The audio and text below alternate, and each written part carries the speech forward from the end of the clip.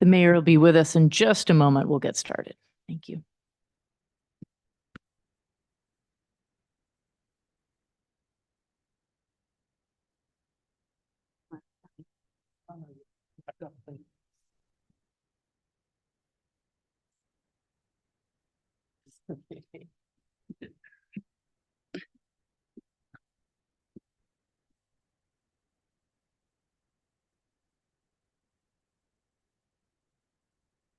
Hi. Hello. I can't even see Emily. I just see Can you hear any? here. No? No tapping? I heard you member. Tappy McTapperson, and he There- Taps. wasn't. When I was sitting there, Yeah.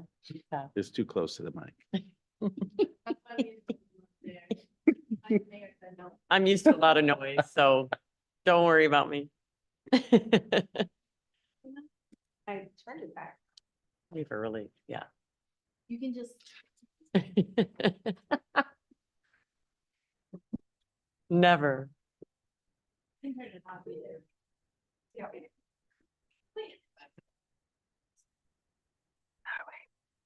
I want to spit on you. I'll spit on Peter. when I spit that. I moved the sticky stuff over here. All right. Let's see if I can just up. All right. Welcome, everyone, to the May 22nd city study session for the city's fiscal year 24-25 budget, where we hope to adopt a resolution and approve a new budget, some personnel classifications, and we're also going to take a look at our CIP, I think, tonight. So we're just going to talk about the budget. Oh. And it'll come back for approval. Oh, that's right. Forgot. I was getting ahead of myself, thinking we were going to, But we like the way you think. I know, get it done. So tonight is sort of a first run vetting of the budget. And so with that, let's see. Make sure we got this agenda run right here. I'm going to go ahead and call the meeting to order, and we'll have a Pledge of Allegiance. We'll have Desiree Thayer. Would you like to lead us Pledge of Allegiance tonight? Thank you for coming. Allegiance to the flag of the United States of America and to the republic for which it stands, one nation, under God, indivisible, with liberty and justice for all.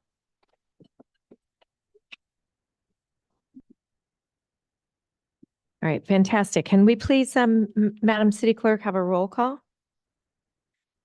Councilmember Papajohn, Here. Councilmember Brownway, Present. Councilmember Stevenson, Here. Vice Mayor Beach. Here. Mayor Coulson. Here. We have no requests for AB 2449 remote participation. And so we'll close that item and we'll move on to public comments, non-agenda. Do we have any public comments? We receive any public comments from members?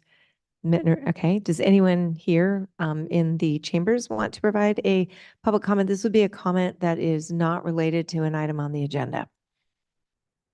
All right, hearing none, we'll close public comment. Item number 6.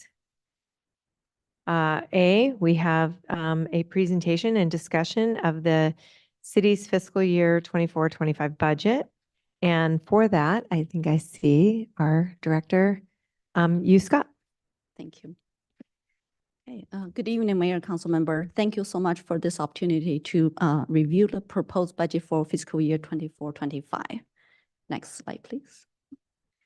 Here's the agenda for tonight's presentation. I will start with the current fiscal year general fund projection, which is our estimate for where we'll be at the year end. Then we will go over 24-25 proposed budget, which will include general fund, other fund, as well as CIP, general fund reserve, and general fund balance. Then we move on to personnel classification position changes, followed by 5-year forecasting. Finally, we will have time for take questions, comments, directions for council for next steps. Next.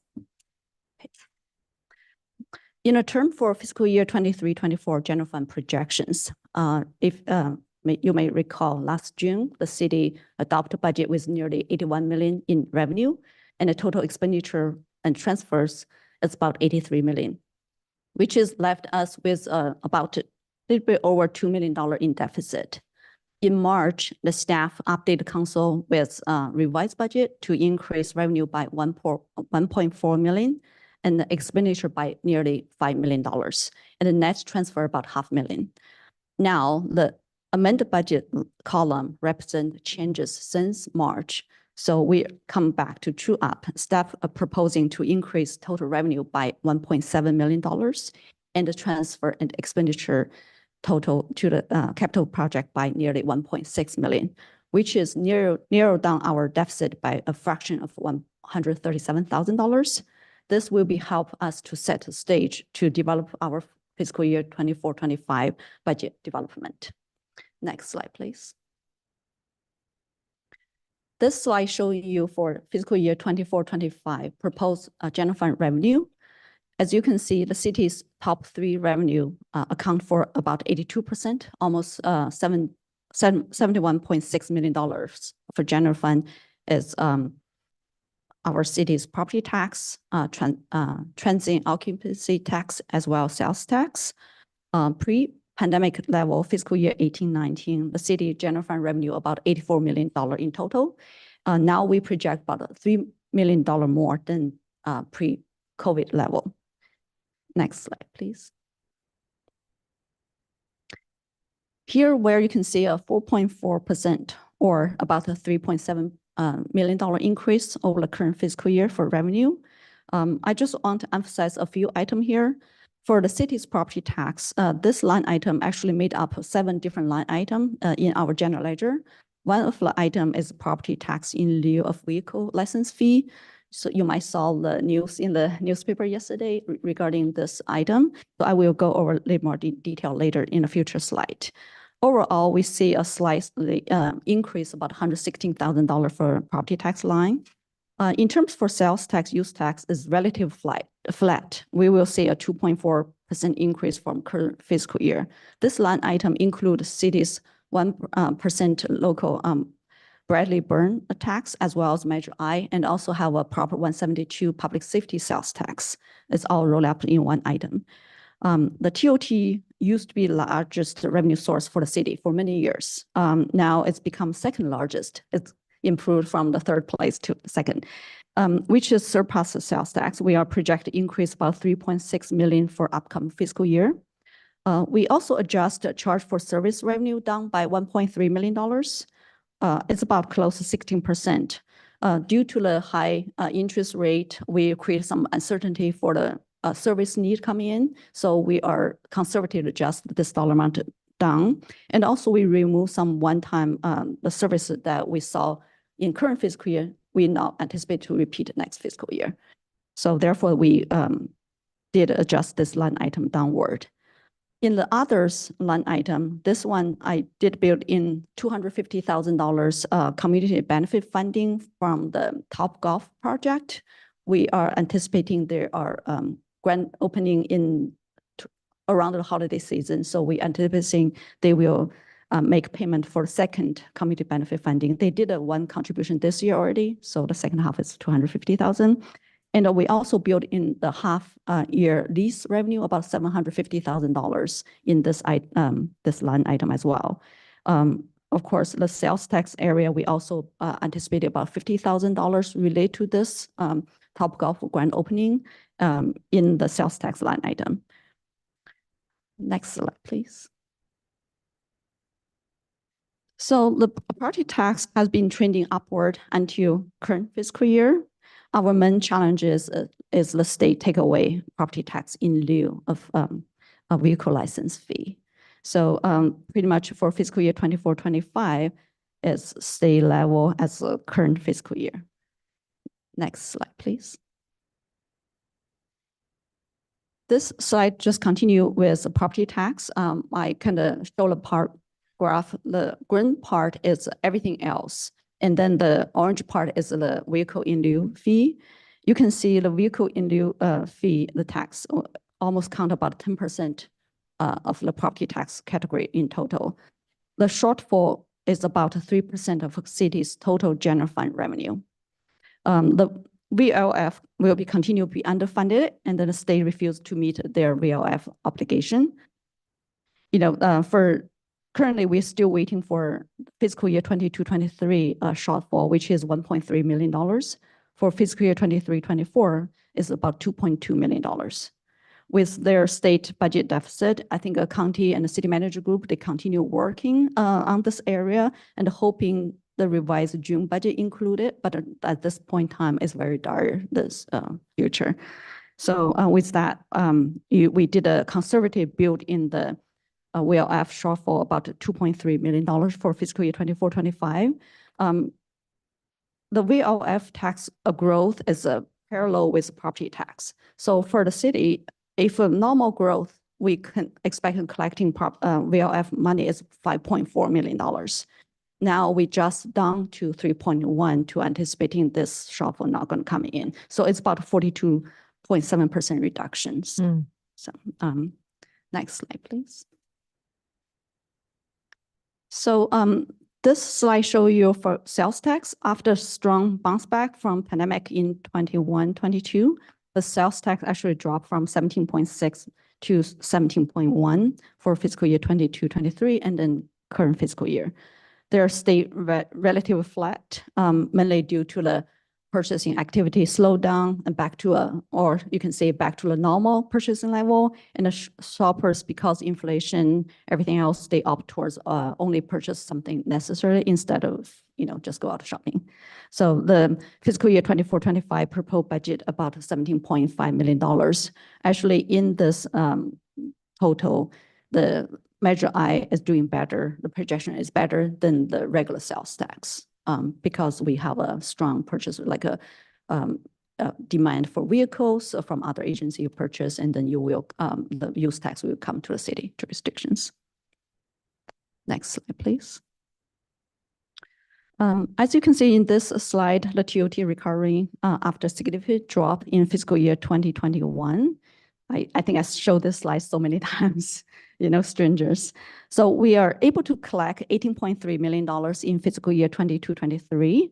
We are projecting $19 million for TOT for current fiscal year based on very positive outlook provided by San Francisco Peninsula, our partnership, and the increasing international travel traffic.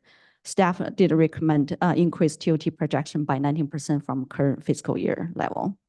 Just keep in mind, the city did losing one of the hotel currently, compared with fiscal year 18-19. So next slide, please.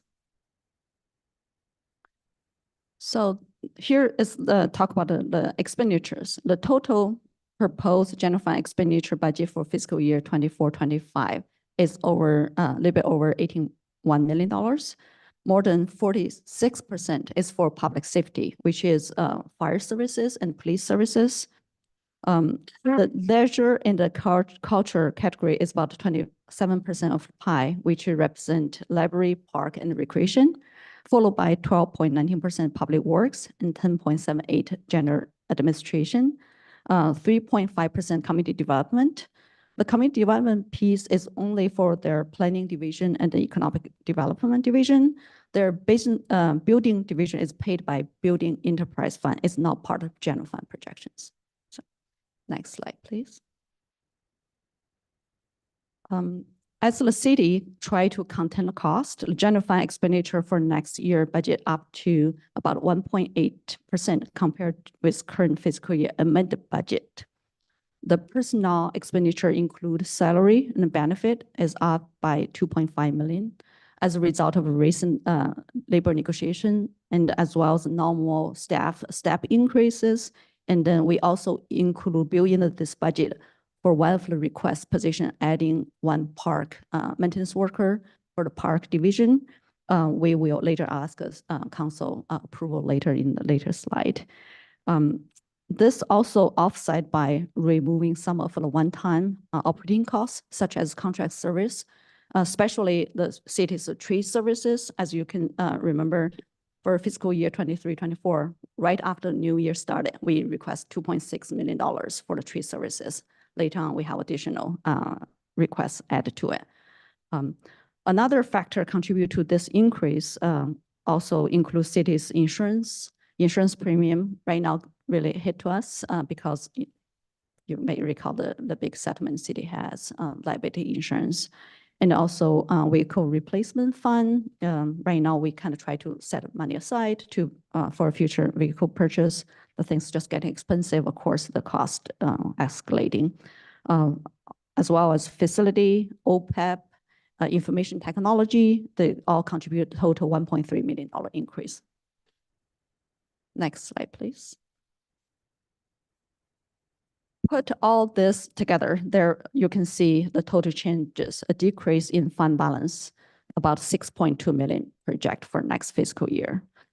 We are going to start with the fiscal year, beginning with $48.7 million, revenue 87, and department expenditure 81, transfer out for debt service 3.7, more than $10.8 million for the capital improvement project. Offside bed transfer from other funds to recover for overhead about nearly $2 million. Next slide, please. So this slide shows you how the general fund balance assignment. This is increase, have an increase for pension trust reserve as well as economic stability reserve. I have notes there for city's economic stability reserve is based on 24% budget revenue for the general fund calculation. So as your revenue increase, your reserve level also increase. We also see a drop in our unassigned fund balance from 7.7 million to 86,000. So literally it's nothing really there. Here again, you can see the fund balance change for the city reserve. Even though the general fund expect to run a deficit of $6.2 million, we still build in contribute $526,000 restrict for pension trust. The citywide contribution is about $777,000. Next slide. Yeah. Yes, please, please. Mind if I ask Yeah. a question? No, thank you. I'm sorry. I didn't see. So, when we start looking at the 5-year forecast, we're going to see a series of red numbers. And this is the first year that I remember a proposed budget in which our unassigned fund balance basically goes to zero. And I note that when we were here last year, or when we were forming the 23-24 budget, we forecast 2.4 million in unassigned fund balance. We wound up at 7.7 million. Mhm. So a net positive. What accounted for that significant net positive? So it's like two part. One is we do have some surprise money. For example, our TOT really did well, and that's gave us about close to $2 million increase for our revenue side, as well as our vehicle in lieu fund. Actually, that last year the state did give us Big number. yeah, it's about $1.5 million ish. So that's kind of revenue side. Same, the expenditure side, we also have savings. All the department head or department, they operate really well, really cautious about their spending. We also have vacancy savings. So that kind of total, from revenue side, have increase, expenditure decrease, then give us the cushion about $7.7 million. Okay, I suspect we'll come back to this, but I did want to ask a particular slide. Thank you. Thank you. Okay, next slide. Okay, that's it. So here's a proposed budget for all other funds other than general fund. You can see the funding for capital project fund increased about $2.7 million in upcoming fiscal year. Funding for most other activity proposed comparable with current budget is not much to it. For the most part, we try to keep the budget tight and get get time for our revenue to recovery. So next slide, please. I have inserted this slide here to show the makeup of capital project fund, but you will see the whole presentation from our public work team. They will give you more detail on this topic. The general fund is mainly funding source for city parks or the facility related capital project. We did include about $10.8 million general fund contribution in fiscal year 24-25, which is significant. Next slide, please. So in the previous slide, we covered general fund, we covered other fund, we covered the capital improvement fund. The proposed budget, citywide budget, will be about $160 million, the $4 million more than current fiscal year. The changes nearly $1.5 million from general fund. It's about $2 million for capital improvement fund and $1.1 million from water and sewer fund combined. As indicated in this pie chart, the majority of the expenditure, $81 million or 51%, attribute to general fund, which will fund the city's main operating. Next slide, please. Okay. Here's showing you the request for personnel classification position changes. I want to point out the management and this position for community development department. This is for the building division is funded by building enterprise fund. The estimated cost about $200,000 already built in the budget present to you tonight.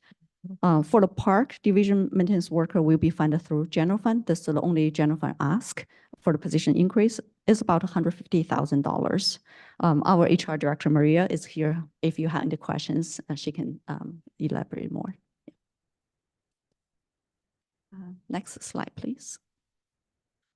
So before we move on, we will ask motion tonight. We have two resolutions. One is to amend the fiscal year 23-24 budget for estimated revenue and the expenditure. And the second resolution will be authorize the position we are proposing. Yeah. Okay, yes, Madam Mayor. Yep. Before the council takes the motion and vote, you should probably public comment. get the public comment. Okay.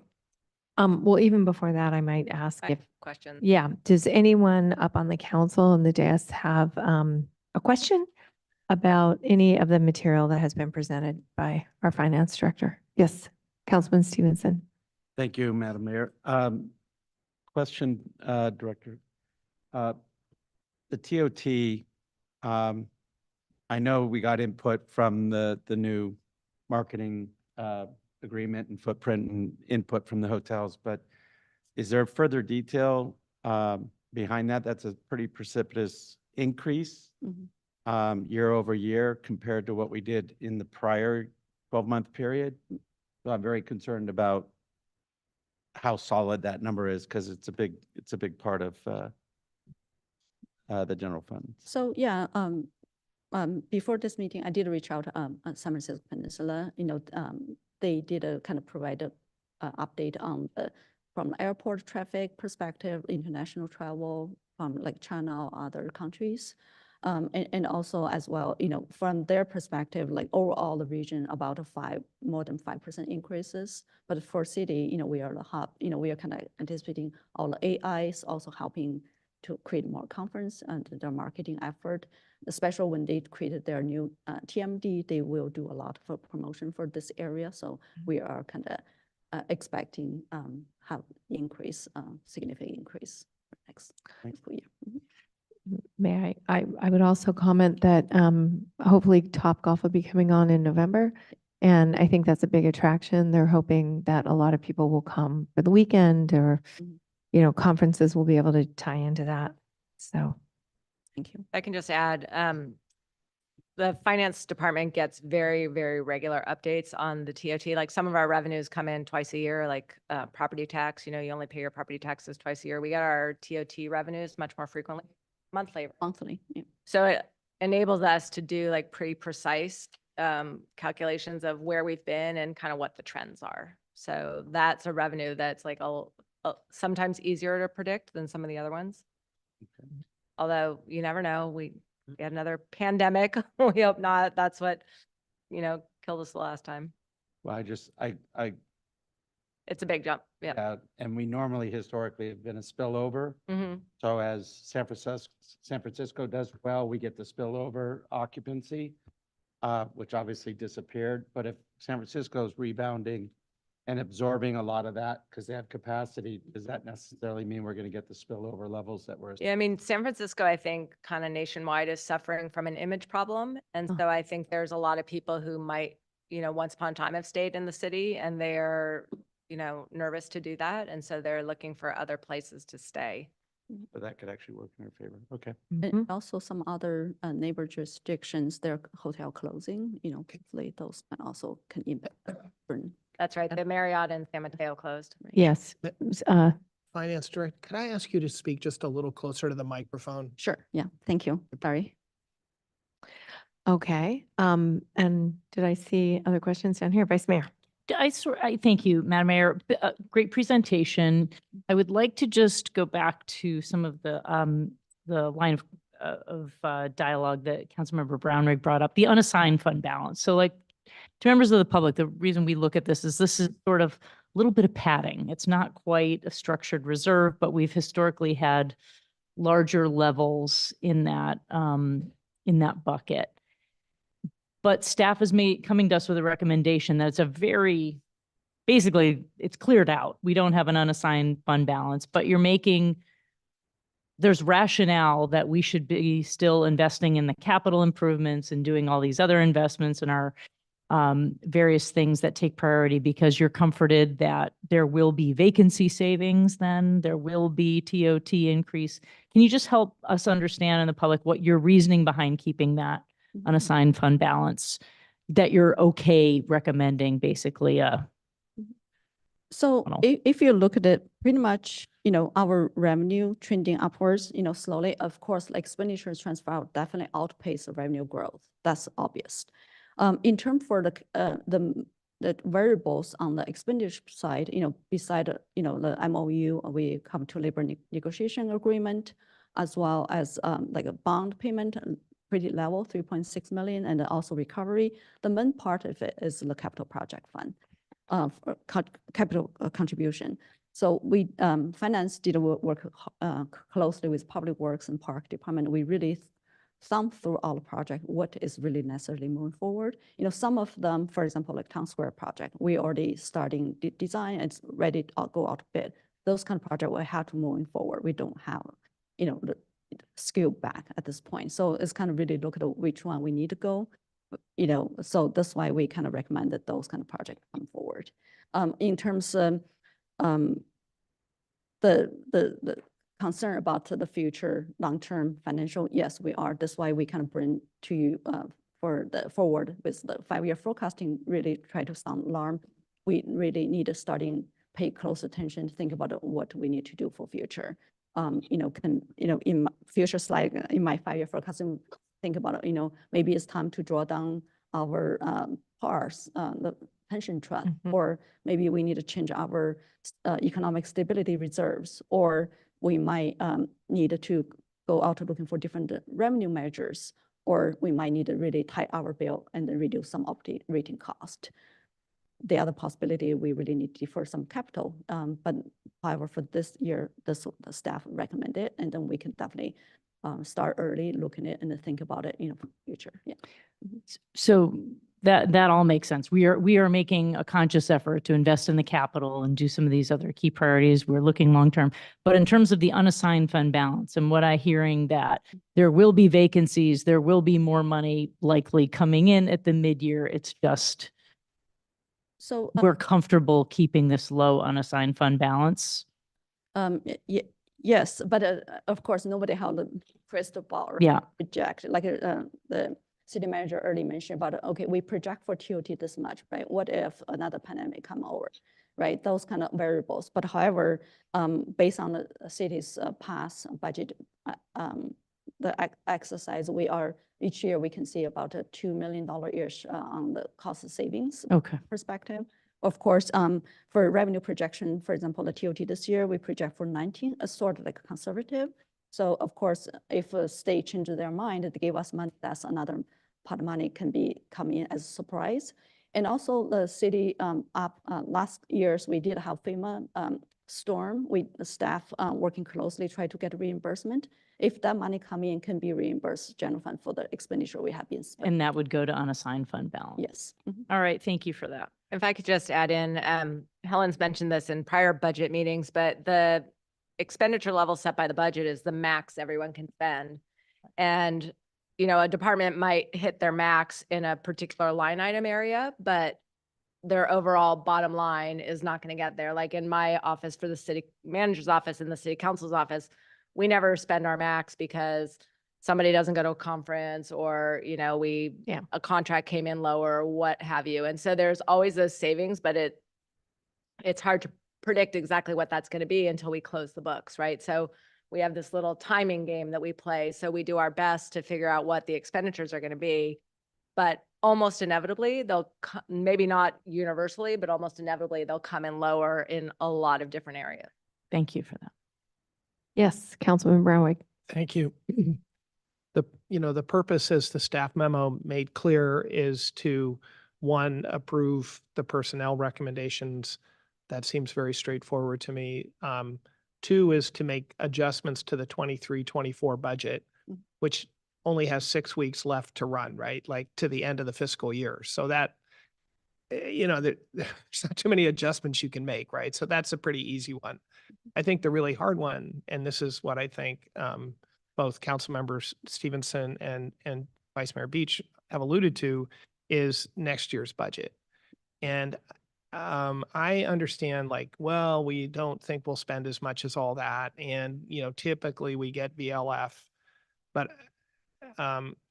this is the first time in a long time, probably ever, that I wonder about our capital improvement budget for this coming cycle. I am uncomfortable running a budget down to 0 on assigned fund balance on the hope that VLF will come through or whatever.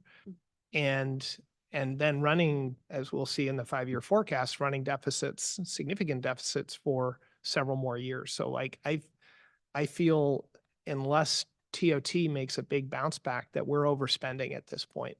I mean, I think we all were all for spending down those unassigned balances during COVID when we got hammered to keep everything running and we didn't have to do layoffs. But at this point, I feel like, maybe there's a new normal and we can't keep doing $6, $7, $8 million of CIP. That's the first time I've ever felt that way. So I don't know when we have that part of the conversation, but I feel like this is supposed to be that time and I'm not comfortable right now. Yeah. Tonight we propose a budget for the council directions. Actually this year is definitely $10.8 million is the same level as 18-19. It's reached that high level, right? We have a couple of years we dropped to $3 million. We slowly bounce back. Then this year actually is reached the top again. So of course, it's based on council direction. We can adjust as needed. We can go back. I'm just putting it out there right now. I'm not comfortable with the 24-25 budget. Thank you. And I think let me hear from the others and we'll come back to that. Can I? Please, yes, go ahead. Real quick. Yeah, please. On that, we do have a CIP presentation as part of tonight. Yeah. So, it's primarily focused on non-general fund projects, but I think there's a little bit about the general fund. So, if there are things that the council wants to defer, then certainly we'd welcome that feedback and we can reduce the general fund contribution. We want to make sure if there's like a maintenance of effort required, Right. as we got money from here and we have to supplement it with own money, we don't want to mess that up. Yeah. But, if there's other projects that just need to go on the back burner for a little while. One thing I will just kind of context set is that we spent a lot of money over the past 2 years on tree removals. Yeah. All that emergency work that had to be done, that was really important. It was really expensive. And then the Mills Canyon slide is not a cheap project. So, I for our vast viewing public, I don't want people to think we've been like kids in a candy store, just spending.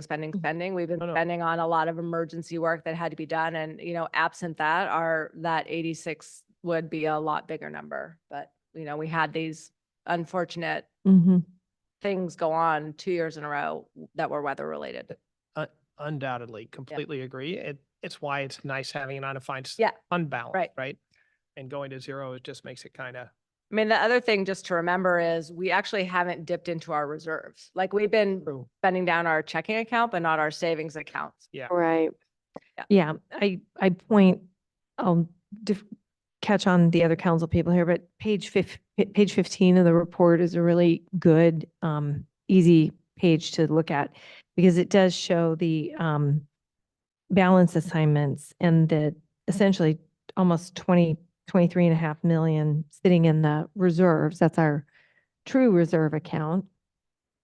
Plus, we have almost another 19 million in what I would call a pension reserve account, which could be used. And then we've always had that very fortunate TOT pretty much driven unassigned fund balance.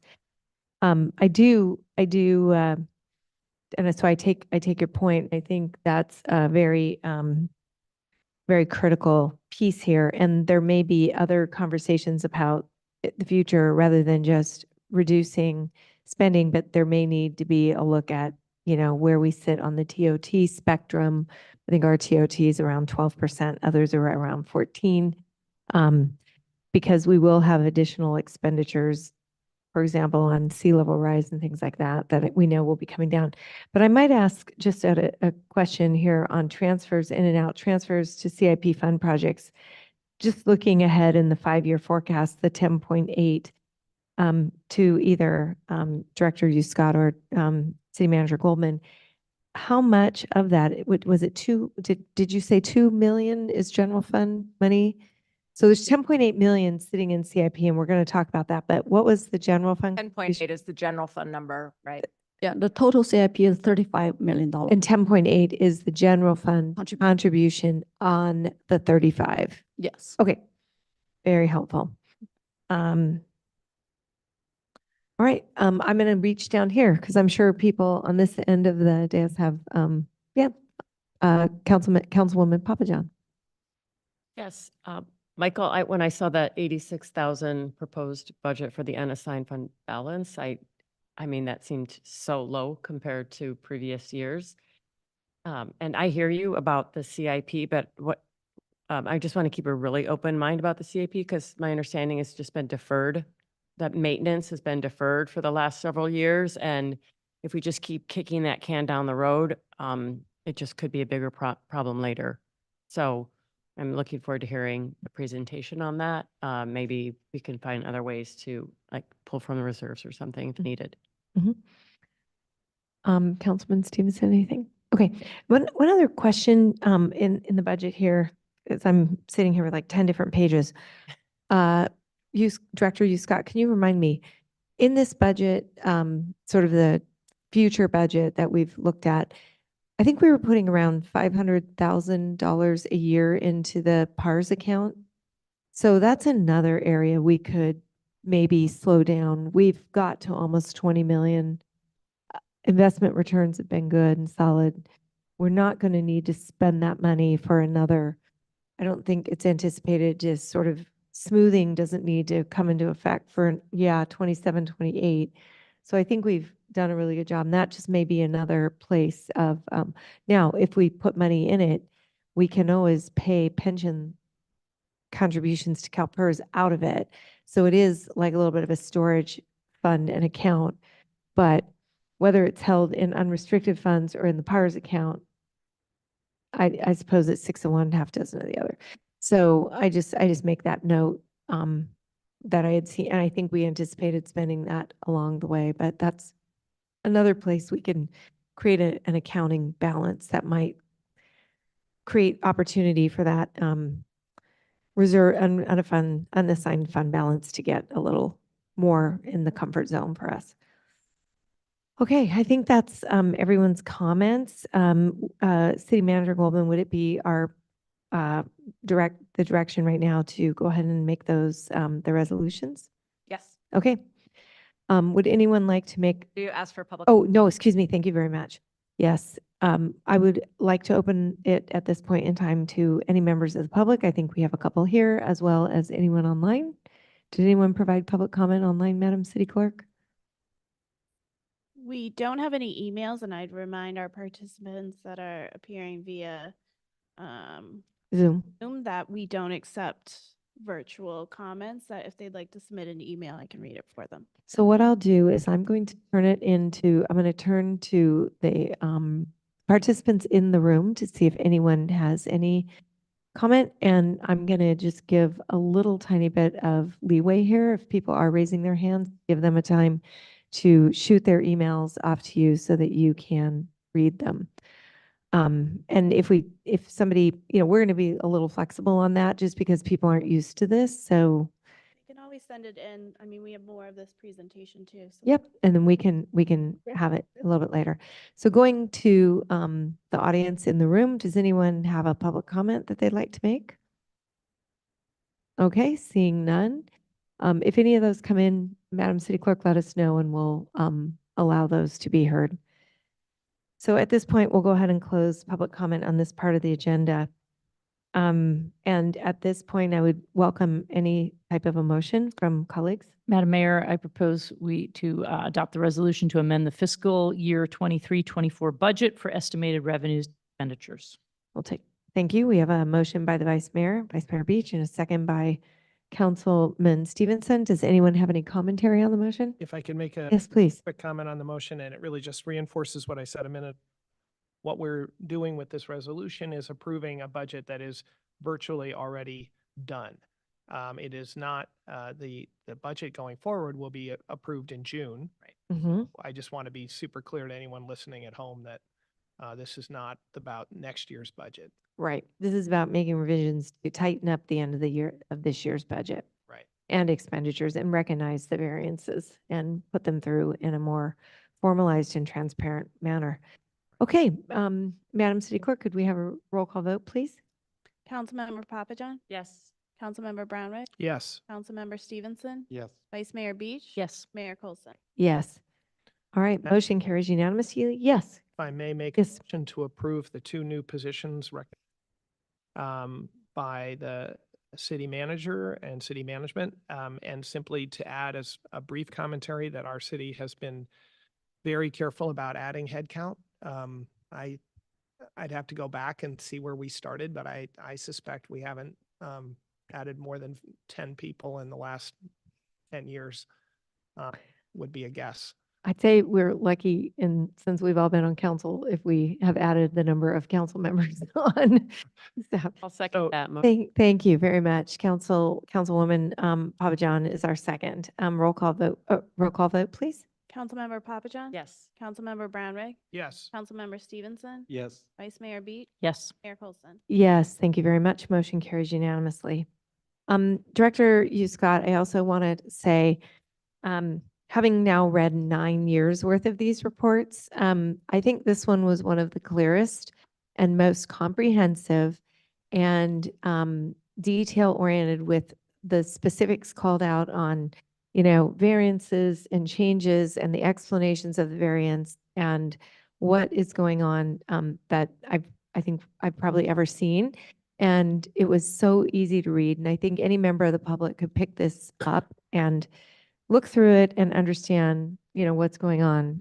So I really do want to thank you and your amazing staff, because I know you have a lot of people behind you that are working on this, because I think this was one of the more exemplary formatted presentations. So we also have 5-year forecasting, just a couple more slides. Yes, we'd love to hear 5-year forecasting. We're getting all excited, and then we're going to see the big red numbers. Okay, here's the 5-year forecasting. It's showing highlighted year-to-year revenue and expenditure growth. As mentioned early, definitely the expenditure transfers outpace the revenue. As showing previous slide, current fiscal year revenue project about 3.7% higher than anticipated 23-24 adopt budget, which is our current base for our 5-year forecasting. So in terms for total general fund revenue, we did build in about 4.4% increase for 24-25, 5% 25-26, and then out years will be 3.8%. This projection include an anticipating VLF shortfall and the lease revenue also from Topgolf. For the out years, we did build in the annual $1.5 million lease revenue from Topgolf. Right. So next slide. This slide showing you last 11 years general fund contribution for capital improvement. As you can see, the $10.9 million back to 18-19 when we have a lot of revenue that time. And of course, we dropped to $3 million for during the beginning COVID years. Slowly we build back up. Now this year is almost top as same as 18, 19.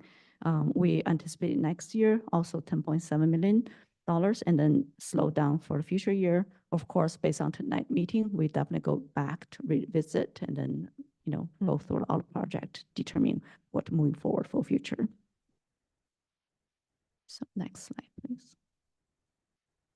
So this slide just show you the relationship between revenue, expenditures, transfer to city funds CIP project and capital investment reserve. As you can see, we can contribute capital reserve when our TOT revenue is doing well before the pandemic. The last transfer was done fiscal year 1920. We have not able to do so in the past few years. If you look at fiscal year 2023, even though at that time we saw surplus $7.6 million, we also incurred a one-time cost as like tree services, which is a big hit to our surplus revenue. So we are continue to run for deficit for the next few years. Hopefully by 18, 19, 20, 28, 29, we are able to balance. Next. Can I just point something out on that slide if you go back one more moment? So I think one of the most important things to look at on this slide is that the revenue on every single year exceeds the baseline expense. And there is a little bit of small amount of, there is just some discretion in the CIP. And if there were a catastrophic situation and we just had to simply, almost like during COVID, go almost to zero with the CIP, that would be what we would have to do. And I just don't want to give the public the impression that the operating budget is in a situation, because I think you're going to hear that a lot of cities have created structural costs in their operations that are no longer sustainable post government support from COVID. And one time they were basically creating permanent structural costs that were being funded by one-time contributions. And this city council has been very clear and direct about not doing that. And in fact, running this more like you would your household budget, where you don't spend more than you take in. And I really appreciate that. So even managing through our salary negotiations and new compensation structure for our staff, I think we're, close this year, but we start to build that cushion a little more. So I just think that's important to point out, and a big difference between the way our budget's structured and maybe some other cities. Thank you. Sorry, interrupt. Next slide, please. So here's the general fund balance assignment for next 5 years.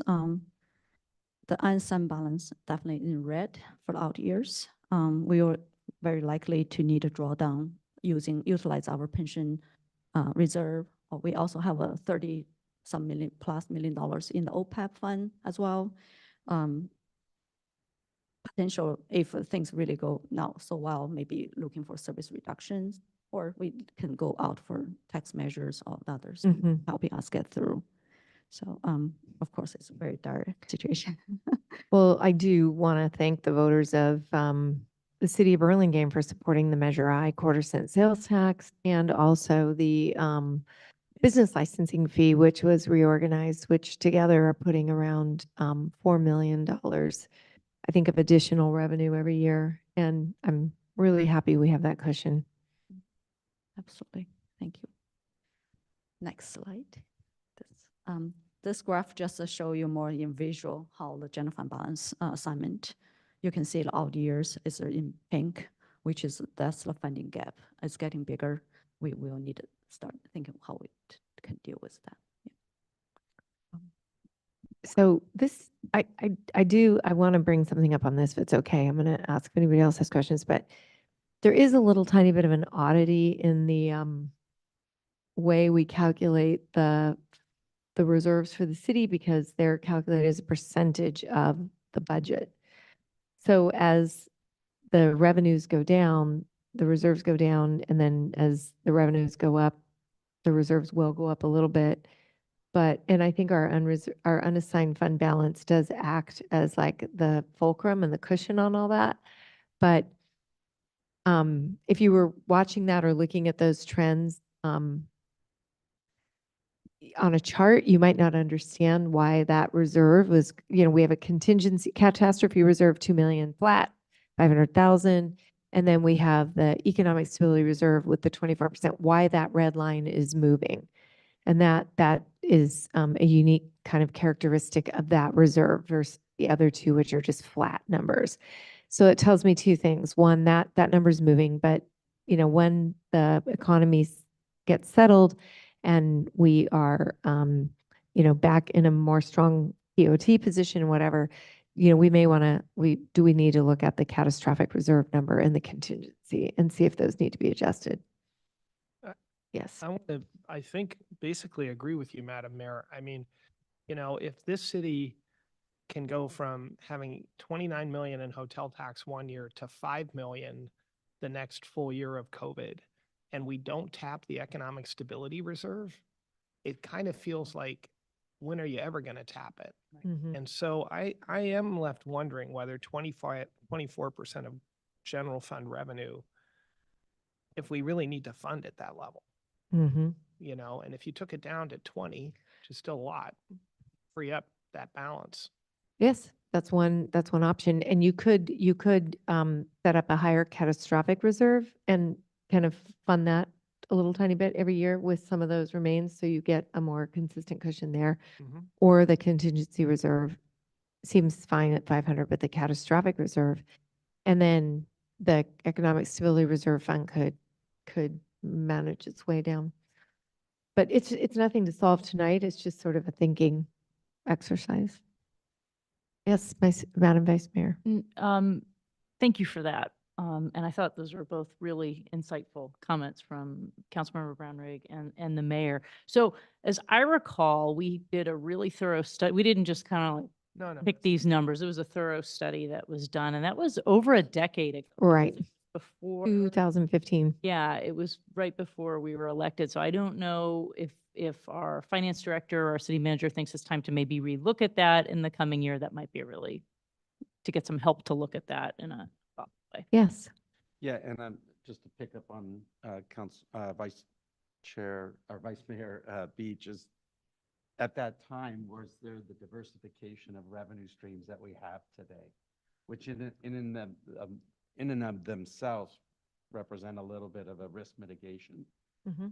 And then we're not totally dependent on one category all of a sudden going south. So I would echo maybe re-looking at that economic stability number. At least have checkpoints along the way that we can perhaps put that on the agenda to adjust. What might be helpful, and I don't know, Helen, if you can dig it out of the finance files, is the actual report so the Government Finance Officers Association did the initial Study. policy all the years ago.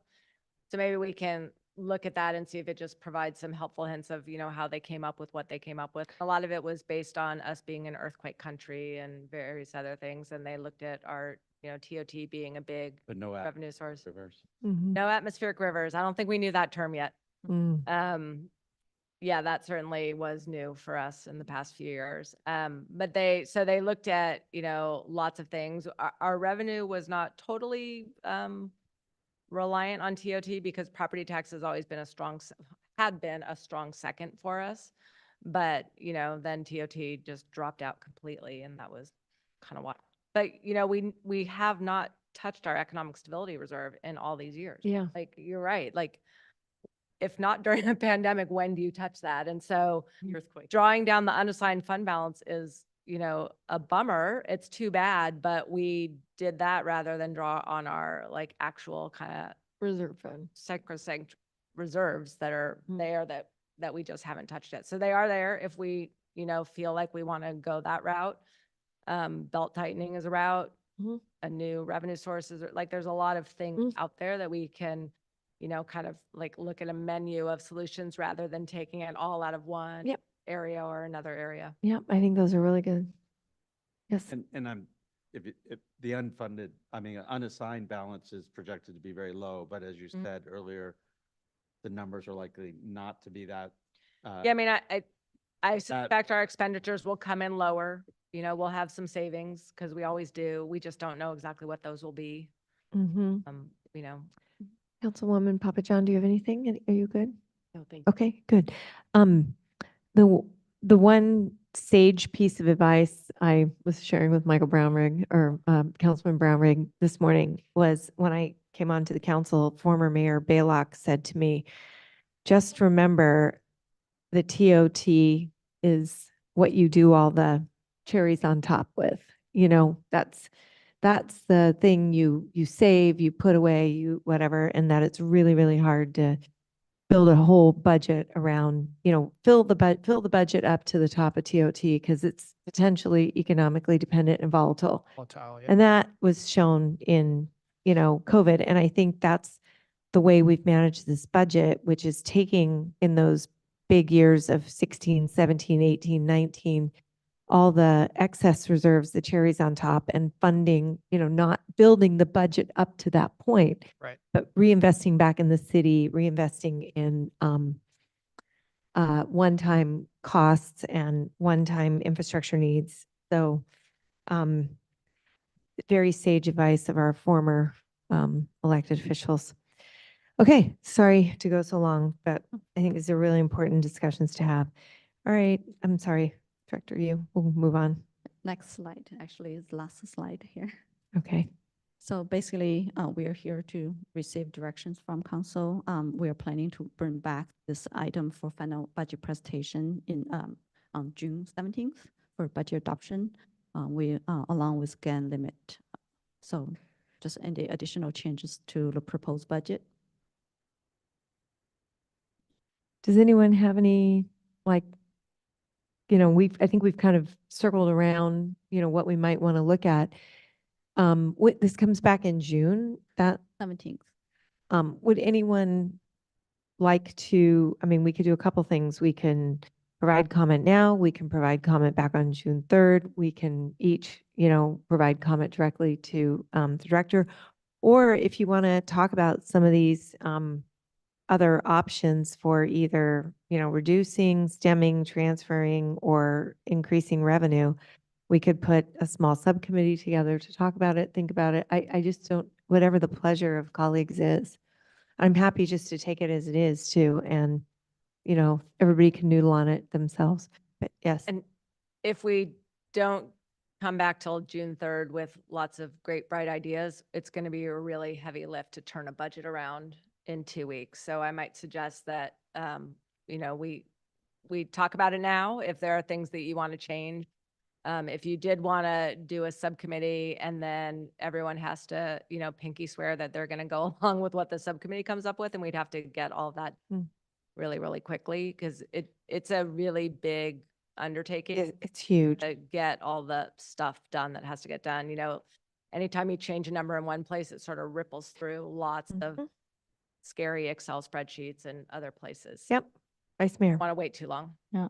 Madam Mayor, I'd like to hear the CIP presentation. Okay. I think that's, as you so eloquently said, the revenues coming into the city and the basic expenditures, the revenues are higher than the expenditures. What we are deciding is to invest more in CIP for lots of good reasons, but I think that's the question. And I think I'd like to hear the CIP presentation before we have any Perfect. conversations about how to tinker or not tinker. I think that's a absolutely wise and appropriate way to proceed. So we can hear that, and then we can just kind of amalgamate the whole conversation at the end. We did get that public comment. Yes, and we'll take public comment on this section of the presentation and the conversation. Madam City Clerk, do we have any public comment? Fantastic. Yes. This comment comes from Joe. He says, Joe Baylock, he said, I would like to suggest that the additional FTEs being discussed in tonight's budget study session in building and park and rec, while worthwhile, pale in comparison to the need for additional police staff with an earmark of any additional BPD FTE dedicated to traffic enforcement. The current city approach appears to be adding traffic calming, pedestrian safety improvements, but they cannot compare in effectiveness with actual on-the-street policing. As a regular pedestrian, cyclist, and driver, I can assert that the local driving behavior continues to worsen. Hence the request to prioritize traffic enforcement at the expense of building or park and rec if necessary. Thank you for your consideration. Thank you. Any other? Nope, that's it. Okay, members of the public here? No other additional comments? Okay. With regard to that comment, what I would say is that I don't know that it has to be an and or.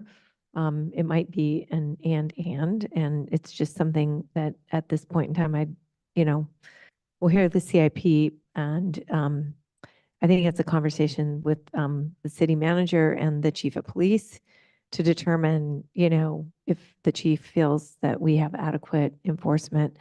I do know we've been hiring people and there's occasional empty positions. And I think as those get filled, that may solve some of that problem. So I appreciate the caller suggestion and I'm sure city manager will take it under consideration. Can I just also make one clarifying comment that the building position, we could not use the funds for the building position to pay for a police officer. That's Yep. out of the building enterprise fund. So Yep. that is just like off the table. Yep, perfect. Okay. And so if no one else has any comments, we'll go ahead and move on to our CIP budget. And I see Director Murtuza and, It's actually Kevin Okada. oh, is Kevin going to do it? All right. I saw Art and I Have Syed and Art coming up closer. Syed and Art were moving in. Their moral support, right? Thank you very much. Backbench. Kevin. Thank you. Syed, it's not that we don't like to see you, but we do appreciate you giving the opportunity for the rest of it for us to showcase the rest of your staff. All right. Thank you, Mr. Okada. Go ahead. So Honorable Mayor and City Council, I am Kevin Okada, Senior Civil Engineer, and I'm pleased to present to you the 24-25 CIP budget. The budget was a very collaborative effort with all of the staff, and especially thanks to the Finance Department for all their hard work and getting us over the finish line. The next slide, please, is the agenda. So as we mentioned in the March meeting, we went over the general fund, and today we were going to mostly highlight the changes, but in light of the earlier conversation, if we need to talk in more detail, we can. We're going to go over each project and program with more emphasis today on water, sewer, and storm. And department heads are available for any questions you may have them. And feel free to interrupt at any time if you guys have questions or if you want to ask more specific questions. Okay. So the next slide. So here's a summary. As we talked about earlier, the total is 35.11 million, and it's broken up by the types. And we'll go over each type later. Next slide, please. So first is Parks and Rec. So Director Glomstad is here for any specific questions. So the big change from the March meeting here is that the Mills Canyon Slide project has been removed. And then also the Town Square Public Plaza project, we've reshuffled some of the funds and moved some of them around to make more, to match the latest information that we have. And next slide, please. So here's some pictures of the improvements. So here's Laguna Park Playground and some turf replacement. Next slide, please. So the building facilities. The building facilities is pretty much unchanged from March, with the exception of the impact fees. We switched over some of the general fund to the impact fees, as shown by the PD, ADA, and Sally Port improvements, phase 1. So it's now 300K request is from the impact. And also we requested 200K for the Fire Station 34 HVAC improvements to fund the design, and also the 34 miscellaneous improvements, another 200K. But the total amount, 6.4, is unchanged from the March meeting. Also want to point out that the corporation yard historically has been divided by the general fund, the water enterprise, and the sewer enterprise. So as you can see here on line 2, we're requesting 500K of general fund for replacing the roof of the courtyard. But the total project cost is 1.5 million divided by the the three funding sources. And also the EV chargers at the corporation yard is 175,000 from those three funding sources as well. A quick accounting question. So Sure. you list 3 million as a soft loan, low interest loan. Is that then deducted against the entire CIP for 1 year, or is it amortized over some period of time, or? In other words, like, is that a 3 mil, if we weren't to do that, is that a 3 million savings this year, or is it like a fraction of that? So I don't know how to answer that question, but the best way to describe it is it's a loan that we will pay off in 30 years. It's 1.9% interest rate. So actual cost will, for this fiscal year, will be a lot lesser. It's A lot less than 3 million, right? Because Oh. it's a fraction of a loan. it's probably in the So, hundreds, yeah. $100,000 or so payment. So then my question is, when you look at 10.8 million coming from the general fund quote to CIP, does that include the fraction of the 3 million or the 3 million? So that 3 million is not included in that. Not included. No, it's not included. Now, again, we plan to pay for that 3 million loan from the savings of electricity used at the corporation yard, the library, as well as the, It's a solar leasing right, model. exactly, yes. Yeah. So that's coming from, it's going to pay itself. Okay, thank you. May I also make a comment here that Sigal and I just today, Peninsula Clean Energy has released its Gov BE, Government Building Electrification Program, which is about a $15 million opportunity. Each particular city's looking at possibly up to 600,000 in loans and 600,000 in potential grants. And this opened, I think it opened today or yesterday. It's due, I think, the 28th or something, and then of June.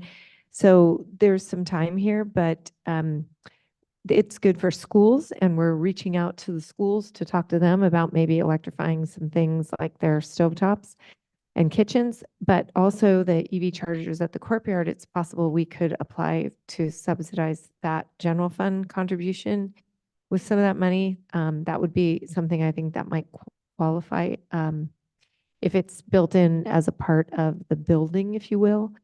And there might also be some other things, like if we're moving HVAC to heat pump water heaters or things like that.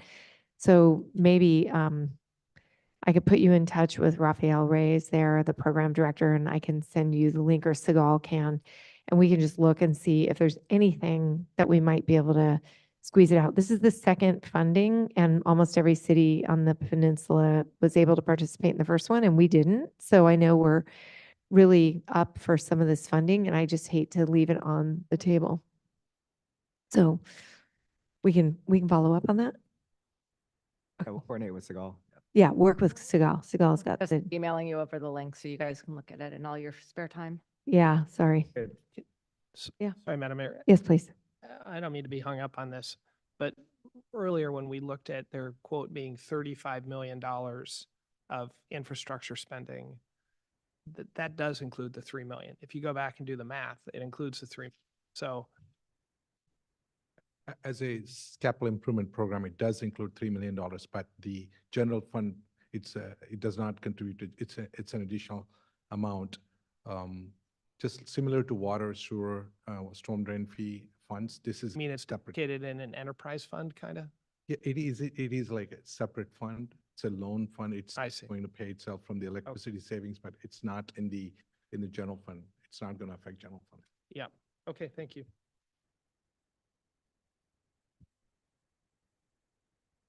Go to the next slide. So here's some pictures of the PD. So the first picture is the Sallyport improvements where they're going to make the new gym. And we're also doing some ADA improvements inside. And then the middle and the one on the right are also at the PD for the renovations for this is the men's locker room, bathroom, and the women's locker room. Next slide. So bike, pedestrian, and traffic improvements. So from the March meeting, the main change here is that we received a grant for Vision Zero in $480K. So you can see that as the third line over. I also wanted to point out that most of the bike ped facilities are paid for by Measure A, shown on the third column down, and the general fund is 0 for the bike ped. Next slide, please. Here's some pictures of some of the improvements, such as Old Bayshore Highway is on the left, and on the right is gap closure of the Bay Trail that we're working on near San Mateo. So we requested some funds for design to close that gap. Next slide. Here's a rendering of Old Bayshore of an option that we're looking at, schematic, showing bike and ped improvements. Next slide. And here's another 3D rendering showing that. Next slide. Here's the locations that we're working on for the sidewalk repairs and ADA, all shown in red. Next slide. Parking and garages, there's no change from the March meeting on this one. We're still planning on resurfacing parking lot C, which is behind Burlingame Avenue on Donnelly. Next slide. Street resurfacing. The only change on this one is Humboldt is shared between us and the city of San Mateo, and we recently received that they would cost share this project with us. So we added that and we eliminated Carmelita. So next slide. And here's a map showing the location of all the streets for the street resurfacing project for 2025. Next slide. And yes. Just a quick question on the Humboldt or any of the road resurfacing. Does that just the road itself? It's no sidewalk repair or ADA access for intersections that don't have ADA compliant ramps? So we have a separate project for the ADA, the sidewalk, which is also shown. But if we have a ramp that we really need to do with the street resurfacing project, then we will install it. But the idea is if you're paying for a lot of concrete with the sidewalk project, you get a better price than if you just buy a small amount with the street resurfacing. But if it's necessary and it's needed for the project, then we will take care of it. And we also try to coordinate the two projects as well. So in case you've noticed, the two kind of come to award at similar times in the year, and we try to coordinate those internally within city staff. Very good. Next slide. So on to the new ones, water, sewer, and storm. So the first one is the water enterprise. So the city has been focusing mainly on water main replacement. Most of our pipes are over 100 years old, so we've been continuing to invest in new pipes within the city. So the main ask is $3.125 million for the Burlingame Terrace project, which is mostly on Paloma and Acacia and the surrounding streets. And then also we just went to council on Monday for award of contract for the next West Terrace project, which is on Walnut and Fairfield, kind of near McKinley. And we're requesting an additional $450K to fully fund the construction of that project. So also want to point out that the corporation yard has the water enterprise fund shown here, the $500K ask for the roof. So that one's shown in here, and also the sewer. And also the EV charge is also shown here on the 175. AMI, or Advanced Metering Infrastructure, the city received a $1 million grant for that project. And this is a $300,000 share, city share, local match. And the benefits of AMI is improved customer experience, real-time data of how your water is being used, and leak detection. And also it helps with water conservation. The next project after that is the Highline project. We're requesting $100,000 for staff and administration fees. This is a shared project between the town of Hillsborough and the city of Millbrae. It is alternate supply for to help in fire flow, and it'll run a new transmission main up Skyline Boulevard. Yes, Councilman Brown. Sorry, thank you, Mr. Okada. Just to go back for a second, on the advanced metering infrastructure, is that like wireless water meters? Is that what that's about? Yeah, it's like more advanced water meters that collects the data in real time. Previously, there was like a truck that had to drive around Yeah. the data, but now it'll be like real time. You can get data. And is the plan what's the plan in terms of distribution to neighborhoods? Is it everybody's going to get one, or how does it work? It's going to be a phased approach. We don't have enough money to fully fund the whole project, and the grant did not give us enough money for the whole thing. I think the total cost is a little over $2 million, so we have about half of that. But it will give us enough to get started. One of the first things that we have to do is we have to build some towers that will collect the signal. And then there's also the back-end information for working through finance for the portal and all that. So the idea is to kind of get it up and running with a pilot program. And then as we start to get more, we just turn them on. It'll also be phased with the water meter replacement program. So as the water meters get replaced, it can also be done together. I'll just say, I think probably on behalf of all of us, one of the most painful conversations to have is with a resident who's been away for a couple of months and their water, their sprinkler system broke, and they're literally paying, having to pay thousands of dollars in a water bill when they normally pay $100 or whatever, because they had no idea that it was running. So if in the long term or medium term, we can solve that, that's really a good thing. Just to add on to that, while I know that the single-family homes are an issue, I think also the multifamily really need top attention, because I think that's where, if there's a vacant unit or there's a tenant who's inadvertently left something, even if you're there, and it can also create a problem, and then a lot of that's passed through to the tenants. So, yeah, figuring that out really quickly will be important. I'd almost prioritize the multifamily residential first, because you have one water meter who, servicing a many households. So I don't know if there's any possibility of targeting it that way, but I would try to target the multifamily residential first and then move into the single family homes. Sorry Okay. to interrupt. Oh, no problem. I'm taking notes. Yeah, thank you. So let's see, where were we? The Sisters of Mercy Pump Station project, that one also recently went to council for award, and we're requesting additional $100K to fully fund the project. And after that, we have a fund for large water meters in town, or replacement of those. So that's also a $100,000 ask. We're also requesting $100,000 for fixing water valves within the city. There's a number of broken water valves in the city, and they're not always part of the CIP program for water main replacement. So this is specifically to go out to valves that are broken, and we're focusing mostly in the bayfront parts of town for this project. And lastly is the regional water supply and modeling. This is for regional issues with water such as BOSCA, SFPC, and state regulations. And we also use it to update our water model. So the ground total for water enterprise is $5 million. I might just add on, the toilet in the back here is running. I just noticed that. Maybe we just need to shut that thing down and put a big giant amount of duct tape around it. So anyway, if you're wondering why your water bill is really high, might be back there. So next slide is a map showing the locations of the water projects. So the green project is the one that we need additional funds to fully fund the construction. And then the blue one is the one we're moving to, which was the new money for the next construction project. The yellow circle is the Sisters of Mercy pump station at Hillside Reservoir. And the orange line is the High Line project up on Skyline Boulevard. And next slide is on to sewer.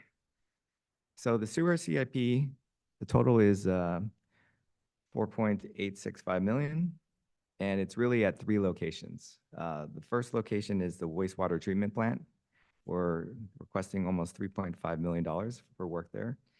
One of the major projects is the Headworks channel, which is where the sewage comes into the wastewater treatment plant. It's starting to degrade, and there's spalling concrete, so we need to prepare the concrete and the rebar. There's also the digester building, and the trailer, our jockey is broken, that needs to be fixed, and some new pumps at the wastewater treatment plant. The other location is 1000 Rollins Road lift station. We need to replace the pumps there, so we're systematically replacing the pumps. And lastly is the sewer contribution to the corporation yard. So those 3 areas, the total is 4.865 million. And the next slide shows the location.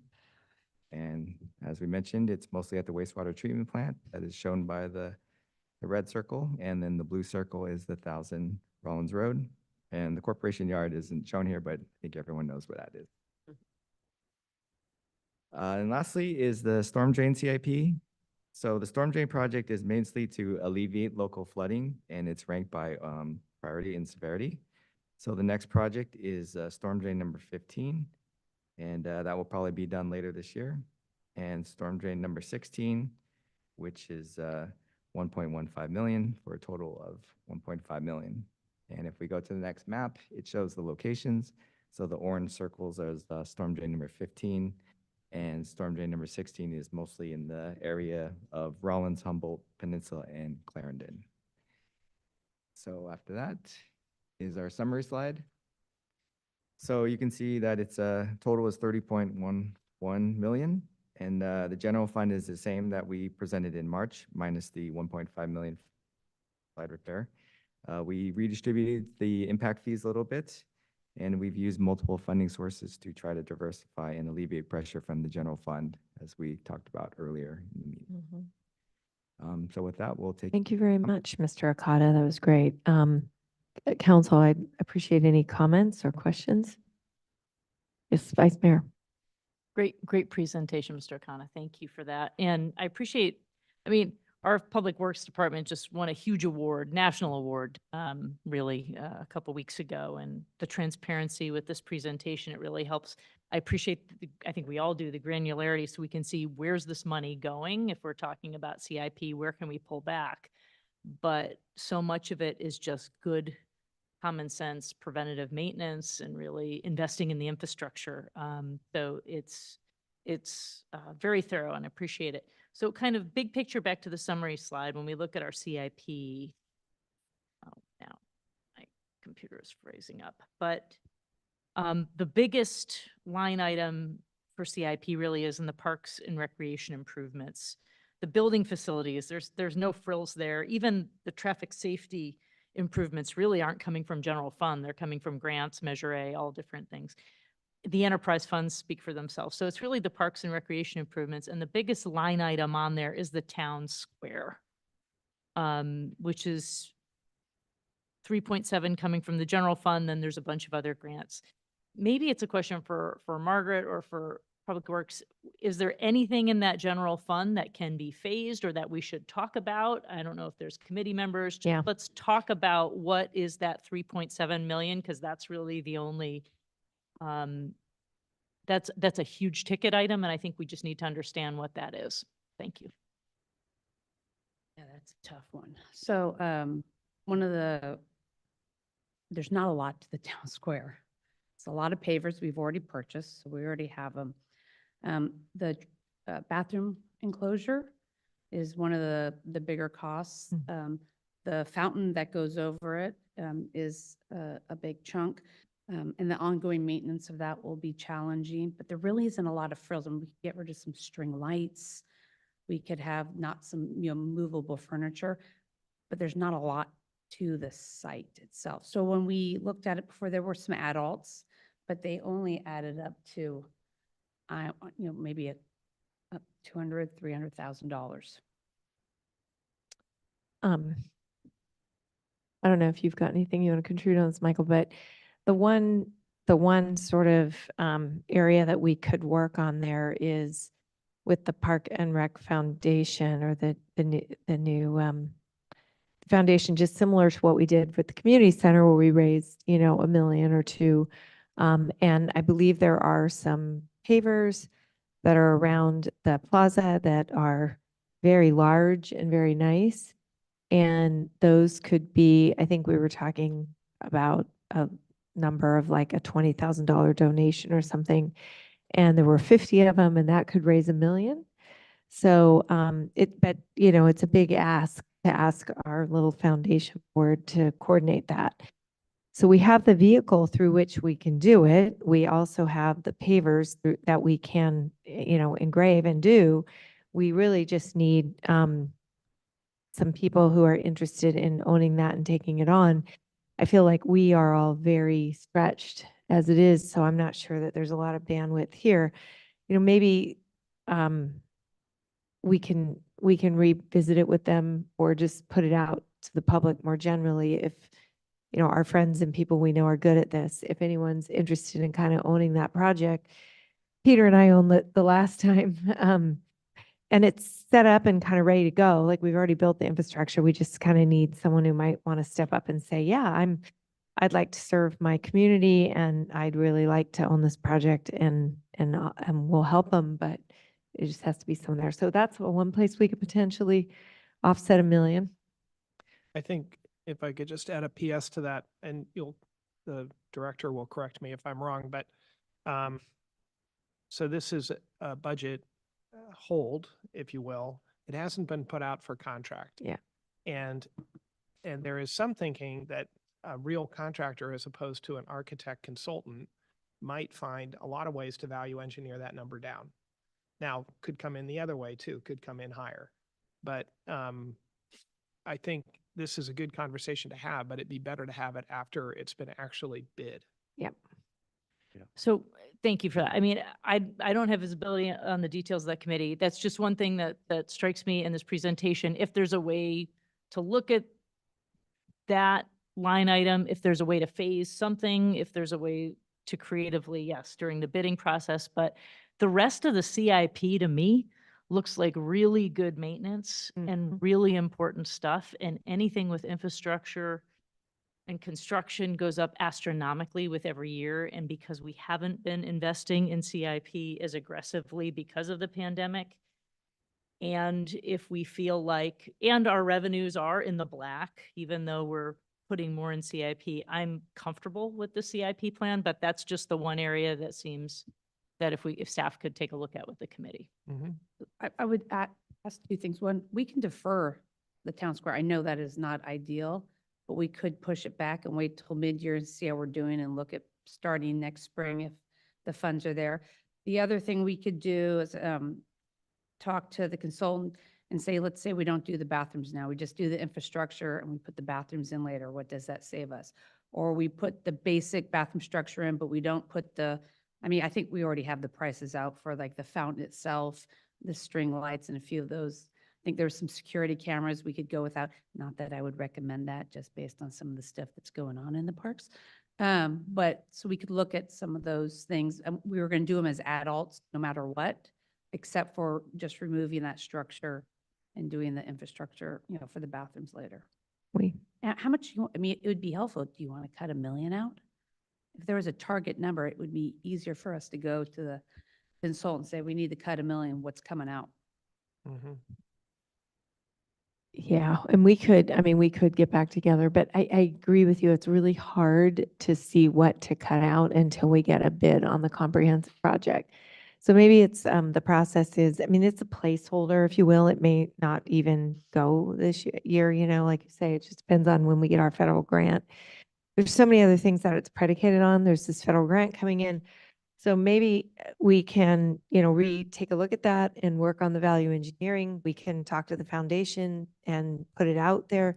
It doesn't even really have to be a committee. We can just start putting it out in the newsletter. Like, are you interested in supporting the new community square? If you are, we have these opportunities. You want to make a donation, a memorial, something, it's $20,000. Here you go. Here's what you get, pictures. We could partially fund it, I suppose, and then when we go to bid it out, if the money doesn't come in, it just doesn't get approved and it gets canceled. I mean, until another time that there's money to do it. Yeah. I was just going to add that, the timing currently is that we plan on going to the bidding the project by fall, and the construction won't actually start until next year. Start this year. So from a cash flow point of view, you don't need all the money right away. That's what I was trying to. So the cash flow point of view, until the contractor comes on board, we won't know. Yeah. That looks like. So from a funding, if the council wants to fund this project, you can approve this project, but we'll have a lot of opportunity to do the value engineering at the time of bidding, and then also adjust it before we award the project to the contractor. So there's this opportunity to size or to change things. And just one question, the developer contributed, now way back in the planning phase, the developer said, no, here's some money. What was it? 2 million. 2 million. Is that figured in here? Is that how we're going? The whole project is more than the number you're seeing. So, Because there's money from the wow, feds, from the state, from the county and the developer. wow. So this is really a Mhm. 10, An expense. upwards of 10 million when we were conceiving of this, the developer saying, oh, 2 million, that'll, okay. Wow, okay. Part of oh, the yeah. problem, excuse me, when we were first talking to the developer, they were looking at the prior design that had a much smaller footprint for the Yes. town square because if you'll recall, the whole building in the, like, when the previous developer was on board, was the post office building, that was gonna swing around Lorton and then come back up the other side, kind of in a weird U. Mhm. And so the conversations about what that community contribution should be were for a really Small. small town square, a squarelet. And then the whole project changed. And by then it was already a done deal that that was how much they were going to contribute. We were fortunate. We got $1 million from the state via Kevin Mullen when he was still there. I think it was 750 from the feds, but they're creating lots of headaches for us, and then 500 from the county. So we have had other people help contribute. But that's why the cost, and I had the same sort of heartburn that you did when I went into my first meeting with the designer and said, what the heck? Like, how did this get so expensive? And that's like a good chunk of the reason. I'm glad we're having this conversation because we really haven't had this conversation. Right. So. that And, sounds- and the hard piece of it is that we have a very lovely restaurant going in there, and they're not, we're trying to time it at least to get that side of the square done, kind of focus on that first, because it will be difficult for them to have Michelin star level outdoor entertaining and dinners while there's, massive construction zone going on next door. But I do think we can, bring it back up at the Park and Rec Foundation. Maybe there will be someone who's interested in owning that or taking it on. We could kind of roll out our the work we did on our other. Sometimes if you just let people know this is an opportunity, they are very excited, and maybe it's not 50, but you never know. So that's an opportunity. And then, there's obviously other naming opportunities, if you will, or recognition opportunities. So, we could float that back out there and think about it a little more. I mean, if someone wants to write us a $5 million check, I'm sure that we would be more than willing to talk about that. Right. And just to round out, at least, my recollection was a couple of things I'd add. One, we were given an early per square foot estimate by an expert in early on in the bidding, which turns out to have been way short of the mark. So we were building forecasts on expertise that I don't know if they didn't know that we were going to have trees and benches and stuff, but in hindsight was really a low ball kind of estimate. So we've been fighting that from the beginning in terms of budget. But that said, I also, and I take your point about, you have to make hard choices. I think if there's a single element in there, it's the fountain. Like that's really, if you want to save money, you just don't do the fountain, you don't do the pumps, stuff like that. Saves $1 million, $1.25 million. Also going to save a lot on maintenance. Yeah. And you just do. On the other hand, it's a town square for 100 years. And like every town square I've ever been to around the world has had a fountain in it. So like it's, that's a hard choice. But I go back to the point that where I completely agree, that's probably the most frivolous, if you will, investment out of all the CIP. Until we have a bid, we don't really know what we have to raise. And we don't really know if we have to cut something out. And I would proceed because this is a 100-year project. Yeah. Margaret, is it possible to like put the infrastructure in for the fountain, but not spend all the money on? We have that as an adult already. Mm-hmm. I think the other one would be the bathroom itself. Would probably be a big ticket item. We have not asked for that. We've always gone under the assumption we're going to have a bathroom maybe not the fountain of thought. Yeah, and that's a difficult one too, because, you know, one of the main things I hear is like, I have little kids and we whatever, and there's no public bathroom. Yeah. Porta potties. Just kidding. Really, there's actually some really, really nice portable options that could be temporary if we put in infrastructure, like if that were Yeah. something. I know that it's not like the blue Sandy can, but there are other things that could be done. I think we should look creatively at it. We're not going to solve it here tonight, but thank you. Thank you for the explanation. I really appreciate the transparent dialogue about the project. Yep. Yeah, and Vice Mayor, thank you for honing in on that, because that is the biggest expense. But I mean, I would really hate to delay the whole plaza just because I think it's going to bring more. Yeah, vibrancy. Yep, and Yeah, it could pay for itself in terms of sales tax increases and. Mhm. Okay. Thank you very much for Mr. Okada for that really good presentation.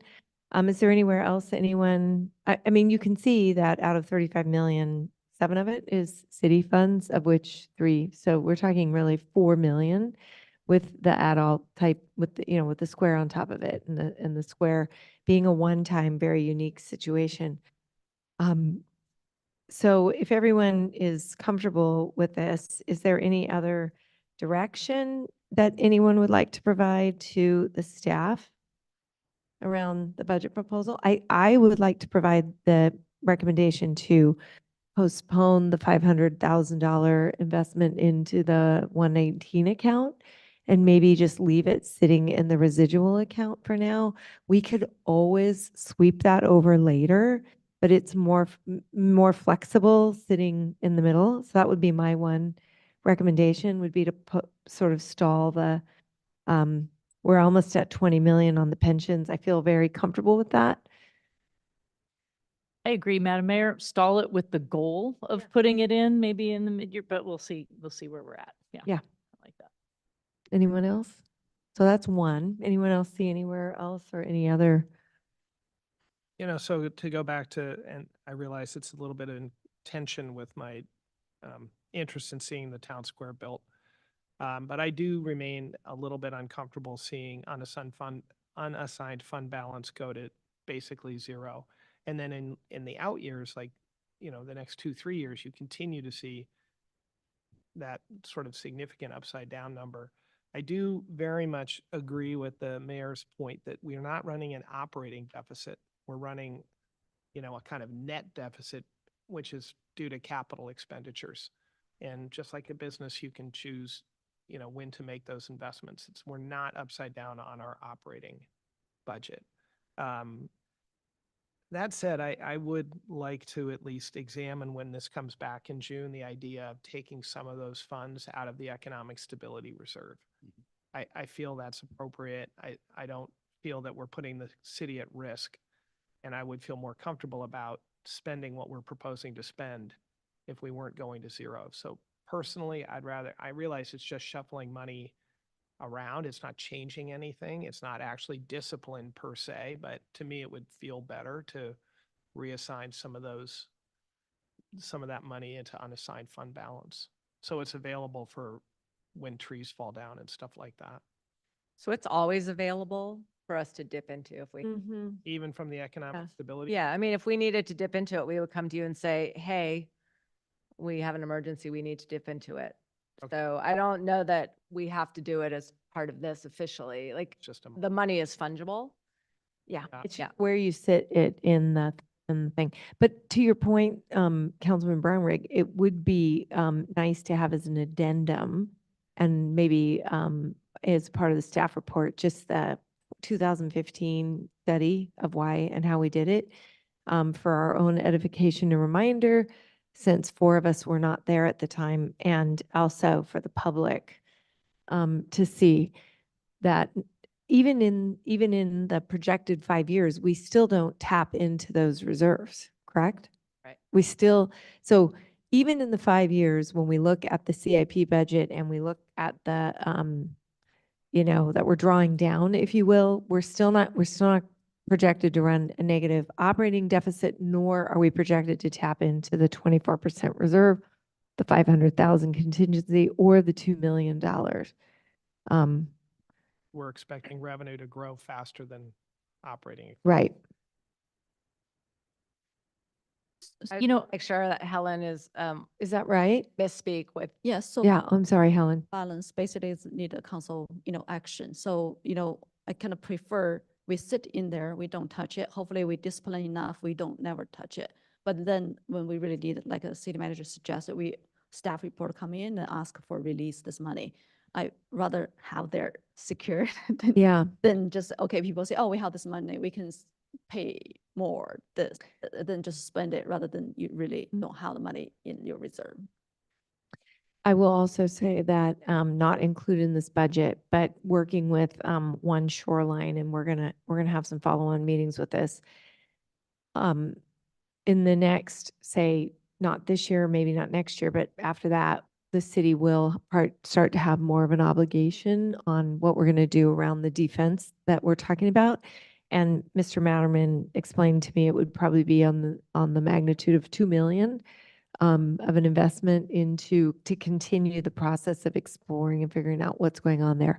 So that's almost all been covered. We've contributed a little bit. So what that tells me is we might need to think about some type of funding source, more permanent funding source that can either be bonded against or could be used more annually to invest in the continuing work around sea level rise and mitigation out on the bayfront. And I think if we were to talk about something down the future, like a DOT adjustment, if you commit to putting some of that money into the infrastructure on the bayfront to protect those people, I think that would be a reasonable trade-off. And then some of that money could also then go to continue to diversify the revenue sources and the revenue streams that are coming in. And yes, we are losing a hotel, one hotel with some rooms, but as far as I can see, what that will do is drive the rest of the visitors into the other 11 hotels, and their occupancy will go up quicker. And then eventually there will be upward pressure on the pricing of hotel rooms. And so we may end up working out just about the same. Inshallah. Yeah. Syria. Yes. Okay. Yes, Madam Vice Mayor. No, thank you. And I appreciate Councilmember Brownrigg's concern about the unassigned fund balance. I'm comforted by the mayor's solution, whereas maybe we hold off on the pension trust, so that'll put some money in there. I would rather get us down to brass tacks and on a $10 million town square, figure out where we can shave some money in phasing and put whatever savings that is, whether that's a couple $100,000 or $1 million, put that in our unassigned fund balance, have real money there rather than pulling from a reserve and making us ourselves feel, let's figure out how we can reduce some costs or in phasing, and then have unassigned fund balance. And when we feel more comfortable next year, when there's, vacancy savings or whatever else, then we put that into the town square when we feel more comfortable. Thanks. Yeah, may, Yes, Mayor, Councilwoman Papacham? yes, Mayor, when is the projection of the spending for One Shoreline, the 2 million that you were? They're thinking that would be more like 26, Mhm. 27, kind of in those years, those outer years. And we don't have a number yet, but what we'll start to do is Councilman Brownrigg and I are the Sea Change Burlingame representatives, and we'll work with Director Matuza and the staff and City Manager Goldman, and probably have some follow-up meetings as the scoping continues throughout this year, and we have a little more understanding of what some of the options might be for out there. Then we can start thinking about a more permanent funding solution. Yeah, it's Not going to affect us in the next. no, it's something we have time to plan for. So it's just a matter of starting to plan for it. Thank you. Eventually it will be it'll be like a Broadway grade separate, eventually dealing with sea level rise is going to be like grade separation. You're going to have to, it's going to be develop the project, think about it, and then figure out over 20 years how to fund it. We will be long gone and future councils will be managing it, but at least we'll have set up the legacy situation, just like 20 years ago, 30 years ago, Rosalie and all the others that were sitting in these seats were figuring out grade step and El Camino Real. The only difference being that you can live without grade separation. It's not great, but you can live without it. You can't live without sea level defense. Exactly. And I think the hotels would agree with that too, the businesses. So if there are no other comments or whatever, yes, is there anything else, Director Scott? Yeah, I just want to confirm, we're going to remove the trust contribution. And in terms for Town Square, are we thinking about phase in or? Yes, please. I think so. Yes. Do you have a comment on that, Councilman Stevenson? Yeah, I think phasing just kind of holds off, and it also offers the potential that those prices go up in subsequent years. I would like to see us actually look at value engineering once we have the bids in. Mm-hmm. We combine that with potentially private fundraising through the foundation Mm-hmm. and see what we can do, because this is a 100-year type project. I am also sensitive to the fact that 220 Park is counting on that, and I think they probably have a view that any delay or any type of engineering work or construction work is going to hurt them and their ability to do leasing, which is not good for us as well. So I think once we have some more visibility around the construction side of things, we can then make some more concrete decisions. So this is essentially a placeholder of 7 million. We'll work on engineering it. It's there, and it's one of those places where it may only be $1 million this year and 2 million rolls over to next year. So there's just some fungibility in that number. It also sounds like it would be good to have the team come back and present to the entire council. Sounds like it's been too long, maybe. Yeah. I mean, in all honesty, we haven't really even had an update because we're sort of hung up on, we haven't had anything to meet or talk about because we've been hung up trying to deal with this federal grant and all the machinations we've had to perform in order to take that on. And that has continued to push us out. So there's really been nothing to meet on. True. Almost Okay. trouble that it's. So maybe the review is after we get a bid and we have a more detailed something to talk about. This is taking us off topic. Maybe we should go ahead and just get the damn bid and not worry about the federal money. 'Cause Yeah. that's what's holding it up. Lisa? Well, if you want to figure out where we're going to get $750,000, then we can say, Can't get the bid without. we can't go out for bid. We can't spend money So we have till we have like this federal process done. It's really dumb. With the with the state, they sent me an email and said, where do we send you a check? And it was $1 million. And I said, thank you very much. And with the feds, poor Jeremy and Margaret and Kevin, when he was still here, we're going through all sorts of hoops. It's pretty crazy. Yeah, I'm sorry. Is there a timeline for when that will be? Oh, that's a cute thought. They just don't respond to emails. I mean, it's really just so convoluted, and it's money that Congress approved project, and yet you still like, it's kind of dicey whether it's going to go through because they just make it so difficult. Yeah. But we have a really nice wrapper around it for now. And then when the construction all clears out, it does look nice. I do want to thank the developer, Sarah Regis, for putting fresh wrapper and putting the square and seeing it. And I think we should add a few in. And if you would like to buy this square and have it, donate to have the square named after you, we're looking for 5 million. You can name it after yourself. Just like a college. Thank you all very much. Thank you very much to the staff. Sorry for the late hour. Really appreciate everyone staying tonight and getting through all this. Super important to make our next presentation run much more smoothly. And if there is nothing else, any more public comment, Megan, or anything? All right. Taking final public comment. All right. With that, I will go ahead and adjourn the meeting. And I want to thank our guests in the audience who hung with us all evening. Thank you for coming, and hopefully, you learned a little bit today. We wish more